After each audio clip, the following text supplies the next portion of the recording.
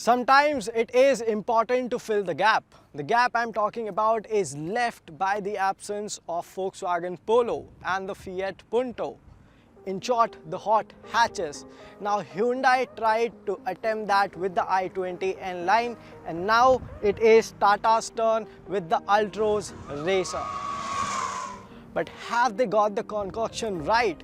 Let's find that out in this video. Well, I am Mohit Bhardwaj, you guys are watching NDTV Auto, and let's kick things off design first. But before that, if you haven't subscribed to our YouTube channel yet, do that right now. Also click on the bell icon to stay notified for all our future uploads.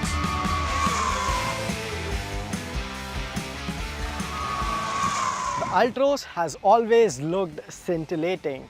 That's my personal opinion. What do you guys think of it? Let us know in the comments below. Now coming down to the Racer, it gets a blacked out bonnet, a blacked out roof, and these racing stripes. There are only three color options: this orange along with a nardoish grey and a white color. And the visual changes are not just limited to this dual tone paint scheme. The alloy wheels, they are blacked out, and it also gets side skirts and a large chunky spoiler. And in terms of look, it looks a little tacky on the first glance, but trust me, the more time you spend with it in a setting like this, the Coastt Coimbatore, it'll start growing on you.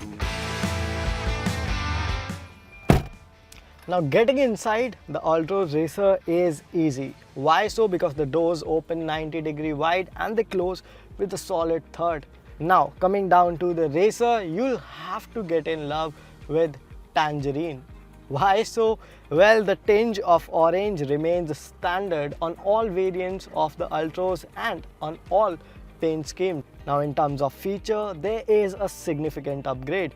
What you get standard is this 10.2-inch infotainment screen with wireless Android Auto and Apple CarPlay. You also get a wireless phone charger. The instrument cluster is now a full digital affair, and it looks promising nonetheless. The steering wheel, the seats, everything remains the same except for the new upholstery, which get this orange accents on the stitching and the 4-seat upholstery. Yes, you do get ventilation function and a sunroof on the Altroz Racer. Now these are the good things about the car.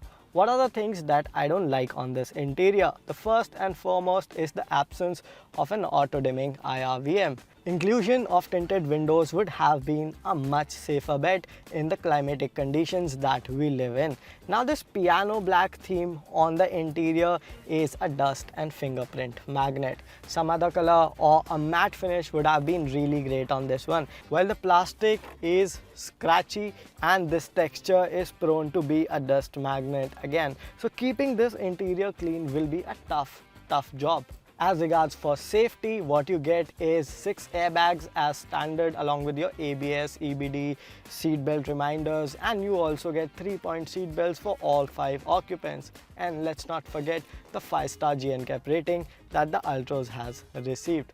Now on the whole, this interior seems like a very fun place to be in with all these features that you get. The Express Cool remains my favorite.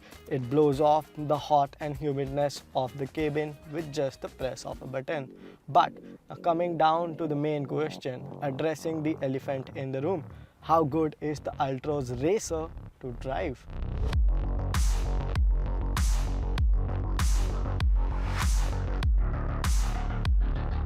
The Altroz Racer has really big shoes to fill in. And why so? Because the Altroz has set the benchmark rather high with its stupendous handling and a very supple and capable ride quality. With the Racer badge, Tata Motors says they have tweaked the suspension. They have also recalibrated the steering of the Altroz Racer to make it more lively, more enjoyable. And I have to say, after driving it for a couple of 100 kilometers here in Coimbatore on road, in city traffic and on the coast track, that this Altroz Racer is actually a fun car if you have the guts to play around with it. because you get a more powerful motor on the Altroz Racer. The Nexon derived 1.2 turbo petrol, putting out 120 horses and 170 Newton meter. And this torque curve is rather flat and is accessible from as low as 1700 clicks on your tacho needle.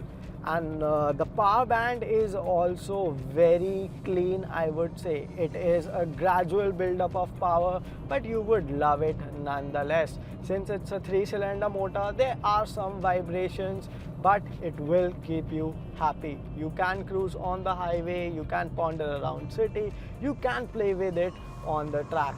And with that, I'll come to another aspect of this car, that is the gearbox. Now, first, second and third gear will be the most usable in your daily driving exercise. On highways, you will be happy cruising at 5th and 6th, and they offer a very laid back and relaxed driving manners. Now, the third and the fourth are rather tall, but you will be happy with those gears when you want to have a spirited driving session. And helping out with the gearbox is the new hydraulic clutch that Tata Motors has used specifically on the Altroz Racer. Now, it has reduced the overall engagement and disengagement timing for the gear shifts, and as a result it can clock 0 to 100 kmph in just around 11 seconds, and that is great for a car of this size. Brakes, they are stupendous, and Tata Motors is confident about them. They haven't upgraded the setup to an all 4 disc. It still remains disc on the front and drums on the rear.